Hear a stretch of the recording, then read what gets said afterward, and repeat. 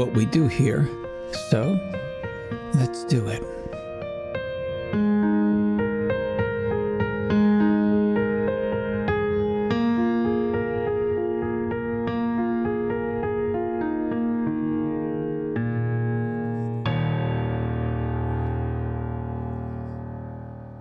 All right, grief on the screen. Now, I would guess that all of us have seen a depiction of grief on some kind of screen.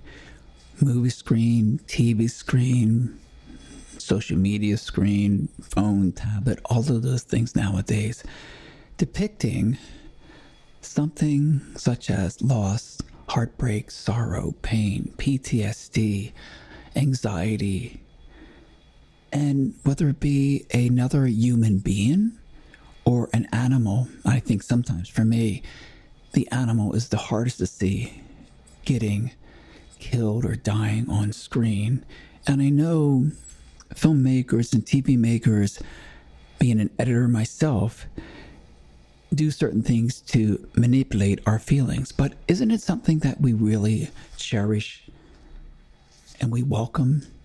I mean, that's really why we go to movies, right? Or see TV shows, to experience a feeling, an emotion. I mean, that's what I do when I write a song, is I want people to feel something that I'm feeling. So recently, I was watching a TV show, and again, here we are in 2025, and I won't tell you the name of the TV show because I don't want you to think about the TV show when I'm talking about what I saw in this scene. So I'll set it up. The scene is a therapist, like when we go to therapy, and a patient, like myself or like you, having a discussion. And in this case, it's a woman. And the therapist asks, "How are you?" Now, as many of you know here on Club Grief, that's kind of a loaded question, because I've noticed when people ask me that, I don't say okay anymore.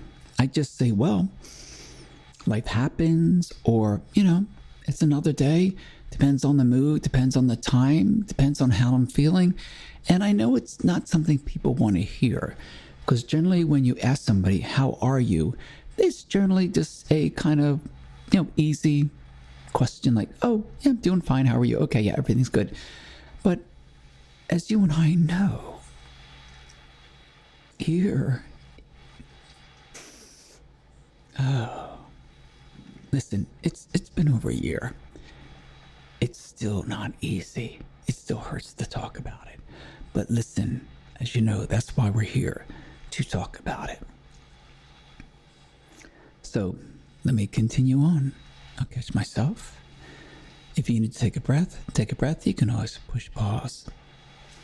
The therapist asks her, how are you doing? And now remember, this is a TV show. It's a scripted TV show, not one of those crazy reality shows. And as an editor, I've worked on those, so I know how they're put together. And here's an inside secret, and don't tell anybody you heard it from me, but yeah, they're all manipulated. They're scripted. They're told what to do. It's phony. It's fake. But hey, listen, I grew up watching wrestling, and it's not that I didn't believe it was real or fake. I just enjoyed wrestling. So anyway, so he asks the question. She responds, and she said something that I just wanted to compliment the writers and the creator of the show, because I've never heard this before.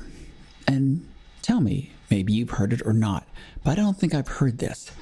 The woman is talking about the loss of her son. And you can see her,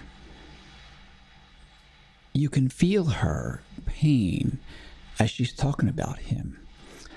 But what really got me is that she said something, and I'm going to paraphrase, and I'll get it as close as possible to honor the creator of the show and the writers. And I'm just going to read it from what I wrote down. I'm not great, honestly. Everyone said time would help, but it isn't.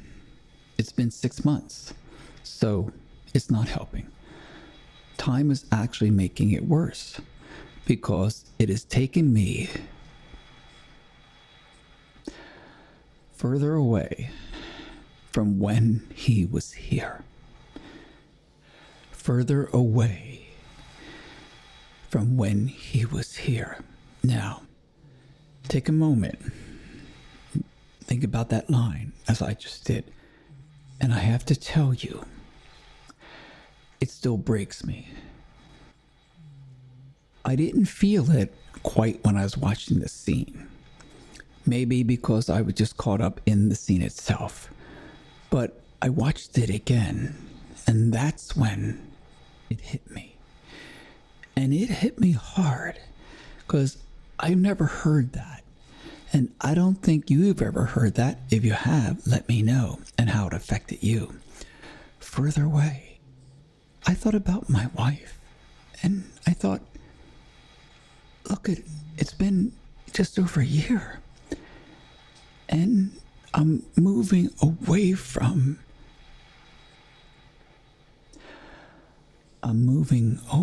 her. And I don't want to. I don't want to move away from her. And then there is more to the scene. The therapist says something to her. And she goes on to talk about not wanting to be healed, being broken, responsibility. And then she talks about her daughter. And as you know or don't know, I have a daughter. And then it got me again, because she's talking about her daughter and being functional for her. And I thought about my daughter and my responsibility to her should come first. Yes, I have to be healed. Yes, we're both broken. And it's like the blind leading the blind, but I've got to get together, man. I've got to step up. Yeah, it's not easy, is it? Let me know how you're doing. Oh, and by the way, thank you, Dan Fogelman.